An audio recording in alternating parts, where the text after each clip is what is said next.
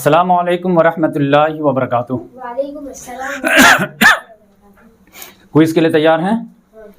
تو سوال ہے آپ کے سامنے یہ، حضرت موسیٰ علیہ السلام پر کون سی کتاب نازل ہوئی؟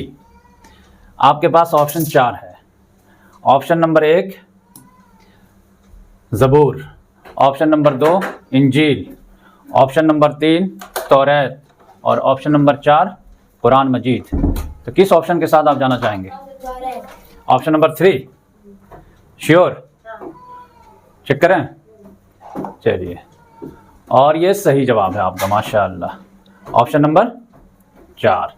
Very good. تو یہ دیکھیے، زبور جو ہے کس پر نازل ہوئی ہے؟ داؤد علیہ السلام۔ یہ داؤد علیہ السلام پہ۔ اور یہ انجیل کس پہ نازل ہوئی ہے؟ عیسیٰ علیہ السلام۔ حضرت عیسیٰ علیہ السلام پہ، ٹھیک ہے۔ اور قرآن مجید محمد صلی اللہ علیہ وسلم پہ، اور تورات موسیٰ علیہ السلام۔ حضرت موسیٰ علیہ السلام پہ، ٹھیک ہے۔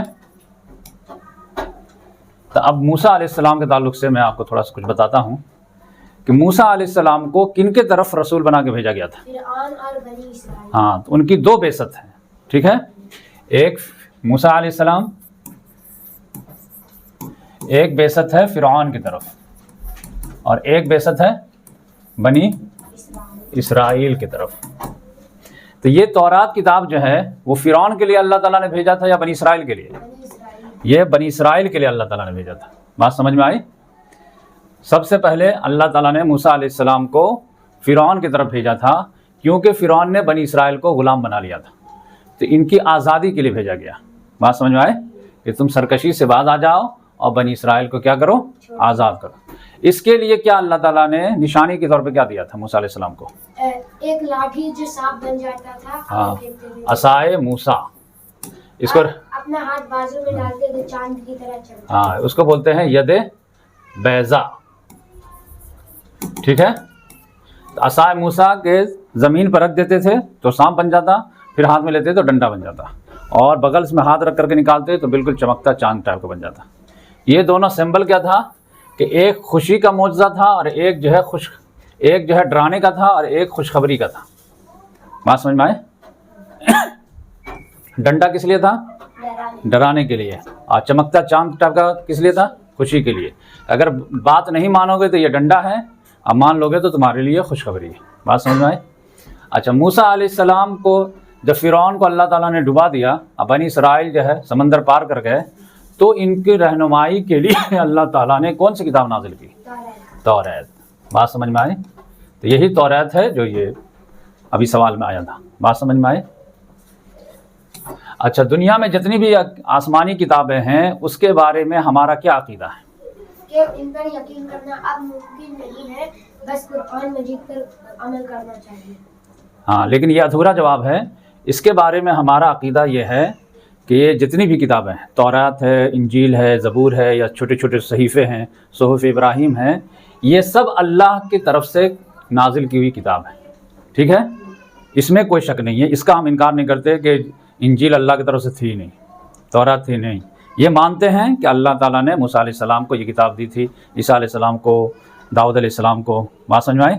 لیکن ایک اور بھی مانتے ہیں کہ اب یہ سب کتابیں محفوظ نہیں ہیں، ان کے ماننے والوں نے اس میں گڑبڑی کر دی ہے، کچھ چیزیں اپنے طرف سے داخل کر دیے، کچھ چیزیں نکال دیے۔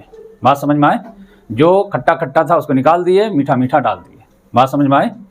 تو اب یہ ہے کہ کس کتاب پر اب ہر انسان کو بات ماننا ضروری ہے؟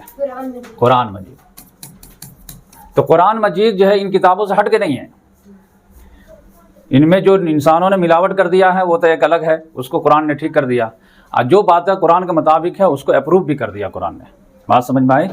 تو اس کی حیثیت ویسے ہی ہے جیسے میں سمجھاؤں آپ کو کہ سمجھے کہ قرآن مجید اللہ تعالیٰ کی کتاب کا فائنل ایڈیشن ہے۔ کیا ہے؟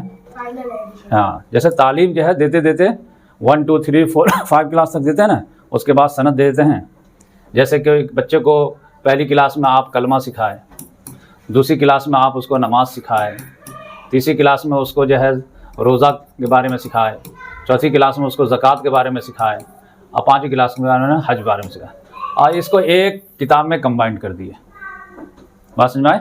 ورنہ پہلی کلاس میں کلمہ کے بارے میں تعلیم دیے، दूसरी क्लास में उसकी उम्र के हिसाब से फिर कलमा नमाज भी बता दिए, फिर तीसरी किताब लाए रोज़ा भी बता दिए, एक चौथी किताब लाए ज़कात उसमें बता दिए, एक पाँचवीं किताब लाए हज बता दिए।